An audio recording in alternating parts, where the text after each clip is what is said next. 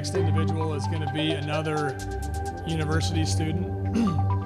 And again, talking about the range and the kinds of issues that we've covered tonight. This is a brand new one. This is Catherine, and she's going to tell you about Biodiesel Cooperative.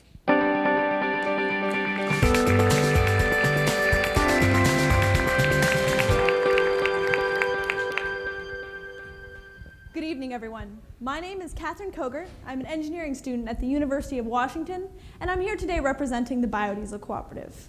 I've come with some really good news. From 1997 to 2007, the sector of the economy dedicated to doing good for the environment has actually tripled in size. Unfortunately, that growth is actually outpacing the size of the emerging workforce.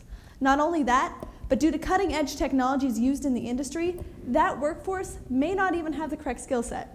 For example, I'm a chemical engineering major, and a lot of my homework problems are based off of standard chemical engineering industries like petroleum. However, according to these numbers, I might be better off being prepared to work in the alternative energy industry. And that's exactly what the Biodiesel Cooperative is prepared to do. Our mission is to create a nonprofit, student-run biodiesel plant on the University of Washington campus. Students working with us would gain experience in leadership, interdisciplinary collaboration, as well as hard engineering skills like plant operation and design. And students aren't the only beneficiaries here. On-campus restaurants get rid of their waste cooking oil. On-campus operations get cheap fuel for their cars, boats, and generator. And the UW campus becomes a more sustainable place overall. Now, we've come a long way from where we started as a writing class project. We were awarded $3,000 from the Environmental Innovation Challenge in prototype funding. We have 8 dedicated students working in and outside of the lab, and most importantly, we were able to convert our first batch of biodiesel last spring, but we still have a long, long way to go. We want to recruit 10 dedicated undergraduate students by the end of November and have them trained by the end of March. By that time, we want to make sure that we have our plant up and operational. That will allow us to get our biodiesel up to industry standards. That standard is called BQ 9000, and we want to hit that standard by the end of May. That will allow us to begin client negotiations, which we'd like to have wrapped up by the end of June. Once we have those client negotiations wrapped up, we'll have succeeded. We won't just be another student organization or a really nice idea. We'll be an agent for change and education within the alternative energy industry. And more importantly, we'll be financially sustainable. So here's the breakdown. Our oil comes to us completely free of charge in the quantity of 3,000 gallons a year from on-campus restaurants. Now we add to that methanol and just a little pinch of sulfuric acid. That'll total to $3,100 a year. Additional process costs total to $1,800 a year, and we add to that 2 reserves. One's for repairs to make sure everything's running smoothly, and one's for research to encourage our students to innovate and make our process better. That'll total to $7,900 a year. We divide that by our expected yield of 2,250 gallons of biodiesel, and that lands us at $3.50 per gallon.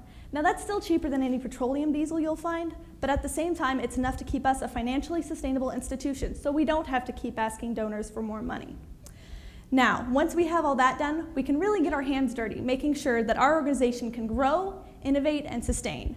We want to make sure we're expanding. So in 2015, we want to expand to other UW colleges like UW Tacoma and UW Bothell. And in 2016, we want to expand even beyond that to other Washington State colleges.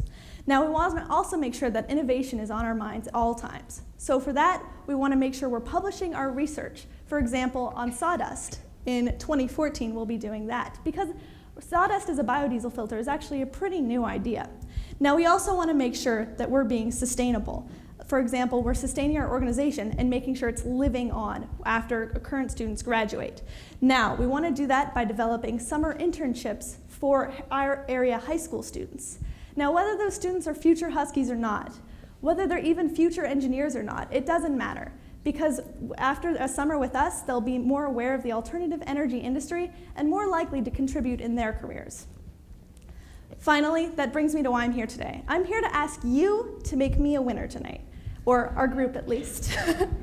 The money we win tonight will go towards personal protective equipment and general lab supplies, as well as an oil loading system. However, it will give us the credibility that we need to apply to the Campus Sustainability Fund. Now, that fund will give us the remaining funding that we need, $10,000, in order to make this a reality. So, With your help, we can make the Biodiesel Cooperative an agent for change and education within the alternative energy industry. Thanks so much for listening to me tonight.